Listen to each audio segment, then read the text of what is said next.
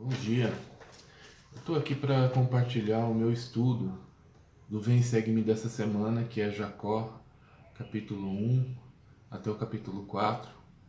E gostaria de fazer um convite aos irmãos, principalmente aos professores da escola dominical, que também compartilhassem seus pensamentos, seus estudos, compartilhar suas experiências espirituais, para que nós nos edifiquemos nesse momento aí onde nós não podemos nos reunir, tá certo? E esse estudo foi muito importante para mim, né? Me edificou bastante porque o livro de Jacó é um livro muito inteligente, o profeta é muito instruído, é muito profundo as coisas que ele escreve, assim como o Nef, né? Então, como panorama histórico, o capítulo 1 fala bastante sobre panorama histórico. Nós estamos na época de 55 anos depois que Leí saiu de Jerusalém, né? Depois da fuga dele da cidade de Jerusalém, que foi destruída, né? E conta um pouquinho de como que era a liderança de Nef. Nef não era só o profeta, o líder espiritual do povo. Ele era como um rei. Na verdade, o povo quis eleger ele como rei e ele não quis. Ele parece que declinou disso. Ele não queria ser um político, enfim. Mas ele fez tudo aquilo que estava ao seu alcance, né? E a história mostra que também ele era um grande líder militar. Ele fez lá as espadas, né? Ele pegou a espada de Labão, fez um molde e fez outras espadas para que os nefitas se defendessem dos lamanitas, porque já havia guerras entre eles. Naquela época já tinha guerras.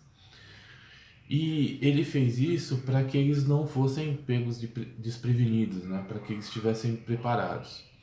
Então isso mostra, já dá uma pista sobre o que ele fazia para viver, né? Em duas ocasiões, né? Teve também aquela ocasião na construção do barco, ele preparou metais, né? Ele tirou o metal da rocha, fundiu e fez as ferramentas para o barco. Então ele mexia com a metalurgia, ele era uma espécie de ferreiro, né? Mas mexia com aço também. Então, ele fez essas espadas, então ele era um líder político, sim, né? Não gostava muito da ideia, né? Mas ele fez tudo pelo povo e também tomava frente na área militar e também era o líder religioso. Tanto é que o, essa lição aqui vai falar de um discurso de Jacó. E Jacó fala, ó, Nef me mandou falar isso. Então eles tinham uma hierarquia e Nef era o líder, né? Só que Nef morreu, né? Ninguém é eterno, Nef morreu. E aí antes de Nef morrer, ele consagrou, já tinha consagrado Jacó e José como líderes espirituais, como pastores. E ele deu a Jacó a incumbência de continuar escrevendo nas placas somente aquelas coisas que fossem espiritualmente válidas, né? Porque a parte histórica estaria nas outras placas, que são as placas maiores. E Jacó ele faz um preâmbulo assim de como que estava a época e ele fala que havia muitas revelações entre eles, que eles conheciam a Cristo, apesar de seguir a lei de Moisés ainda, que na verdade a lei de Moisés só era um caminho para chegar em Jesus Cristo, para falar sobre Jesus Cristo, que antes de morrer, Nefe ele nomeou um homem para ser o governador e o rei da terra. O livro de Mormon não fala o nome do homem, não fala nada sobre ele, o segundo rei, né? Enfim, mas nesse reinado do segundo rei, o povo começou já a ter muitos pecados graves, né? E esses pecados são categorizados assim, né? Separados em duas categorias, que é o pecado do orgulho e o pecado que é o mais grave de quebrar a lei da castidade, né? Nesse segundo reino, o povo começou a quebrar a lei da castidade, né? Que é um pecado muito grande, né? Um pecado muito grave, só perdendo em gravidade por derramar sangue inocente. Então, já no comecinho da história deles, 50 anos depois que eles deixaram Jerusalém, já estavam nessa situação, tá? Então, Jacó ele fala da obrigação dele como pastor, né, que ele tinha que advertir o povo sobre isso, porque senão ele não limparia as suas vestes do sangue do povo. Né? Então ele vai para o templo, que era o lugar onde eles tinham construído, para fazer um discurso. E ele vai falar sobre isso. E ele fala primeiro sobre as riquezas, que o povo estava procurando muitas riquezas, né? Ouro, prata, pedras preciosas, que eram abundantes lá na região. E o problema não estava nisso, o problema estava que depois que eles buscavam a riqueza, eles se enchiam o coração de orgulho, né? Eles andavam com as vestimentas custosas, os trajes e tudo, e eles presumiam que eles eram melhores que outras pessoas que não tinham a mesma quantidade de dinheiro, de pedras preciosas que eles tinham. E aí eles perseguiam, né? Perseguiam essas pessoas que não tinham os bens que eles tinham, excluíam do convívio social, enfim, né? E aí ele condena, ele fala que o Senhor jamais justificaria esse tipo de pecado, né? Que é um pecado sério, porque vai te minando espiritualmente. E ele fala, o Senhor não justifica vocês nisso, e que se eles não se arrependessem, o Senhor visitaria eles com bastante destruição. Na verdade, isso causaria muita conflito de classes, muita separação de classes entre eles e, enfim, teria muito problema na distribuição da renda, né? Que deveria ser igualitária. Então, Jacó não está falando em socialismo, não está falando nada disso, só está falando que as pessoas deveriam buscar as riquezas para quê? As riquezas servem para ajudar o pobre, tá? Vestir os nus, né? Alimentar os famintos, confortar os que estão sofrendo. Então, se você, ele fala, se você, primeiro ele fala assim, buscar primeiro o reino de Deus e todas as outras coisas, né? Vão vir, né? Buscar primeiro as riquezas, né? Não buscar as riquezas materiais, buscar as riquezas espirituais. E depois ele fala, depois que vocês tiverem uma esperança em Jesus Cristo, vocês podem obter as riquezas se vocês procurarem. E depois ele fala, mas vocês podem obter as riquezas para fazer o quê? Para fazer o bem e não para fazer o mal, não para fazer acúmulo de dinheiro e não para ficar no sedentarismo, não trabalhar, enfim, perseguir as pessoas. Então ele fala claramente que eles estavam no caminho errado. E depois ele fala do assunto mais sério, que é a quebra da lei da castidade. Né? Eles estavam se apoiando aí em dois personagens bíblicos, que eram Davi e Salomão, para se justificar e cometer a quebra da lei da castidade, forjando casamentos plurais, né? Casando com mais de uma mulher. Então, alguns já estavam fazendo isso e outros homens estavam pensando muito sério, considerando muito sério a possibilidade de também fazer isso e se justificar nos patriarcas de antigamente. E o Senhor ele afirma categoricamente que Davi e Salomão tiveram muitas concubinas, né? Isso fala no livro de Jacó, mas que isso foi condenável perante ele e que ele não estava justificando ninguém por causa disso. E ele fala que se o Senhor ordenar o casamento, a poligamia, no caso, para suscitar descendência, seria uma situação, mas não era a situação. O Senhor não tinha ordenado nada disso.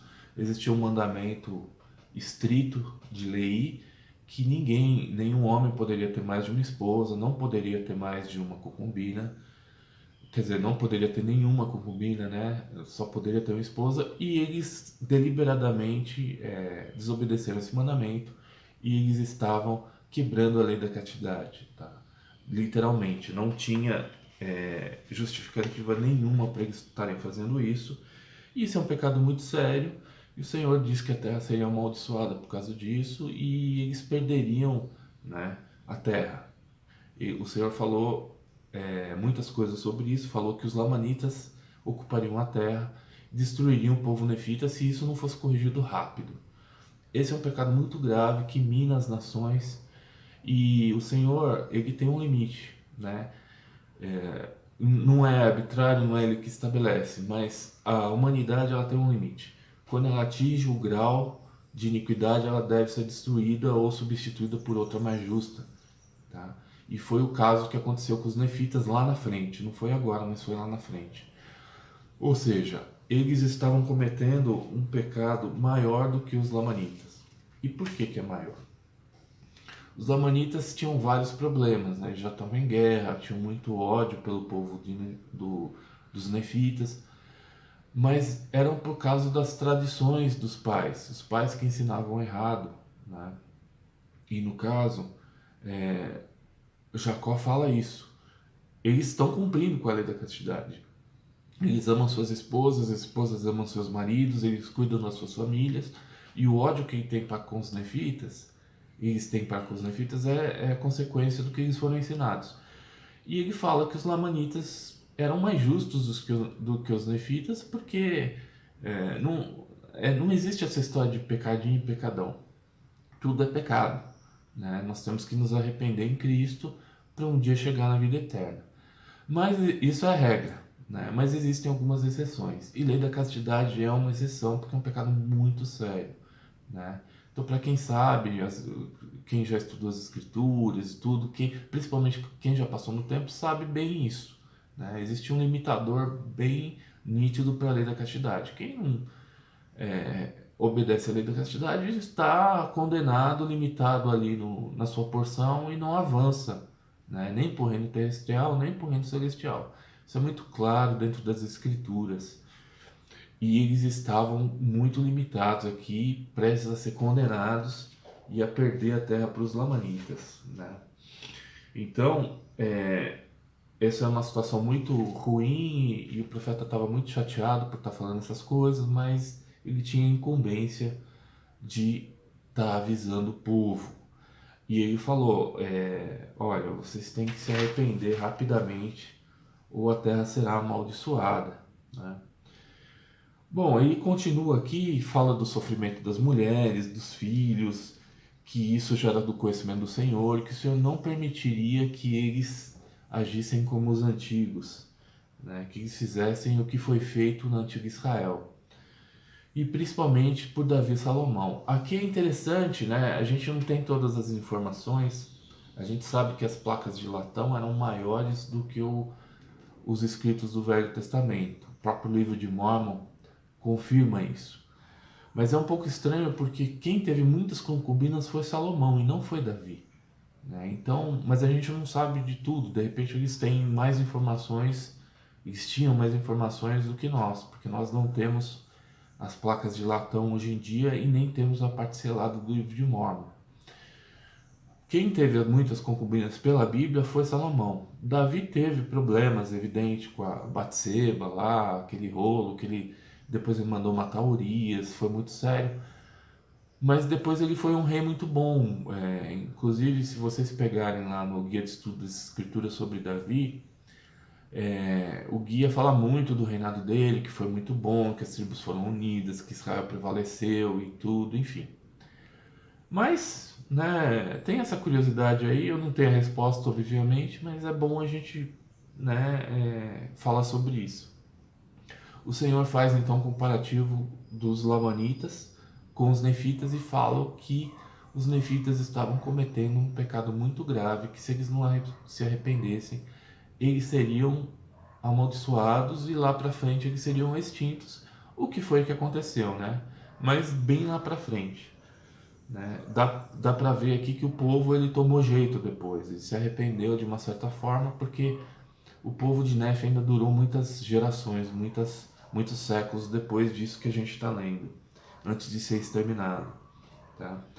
Então no capítulo 3 ele já fala sobre esse assunto, mas fala para os justos que os justos deveriam ter esperança, que eles deveriam seguir firme em Cristo, porque eles seriam consolados, enfim.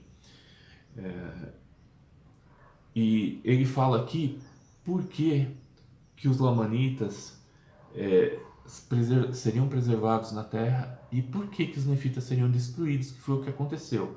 Ele fala assim: os lamanitas se esforçam por guardar a lei da castidade ou por cumprir aquele mandamento que ele estava explicando. Eles amam suas esposas, as esposas amam seus maridos e tal, e por isso eles seriam preservados, né? Então, os nefitas apesar de ser um povo mais civilizado,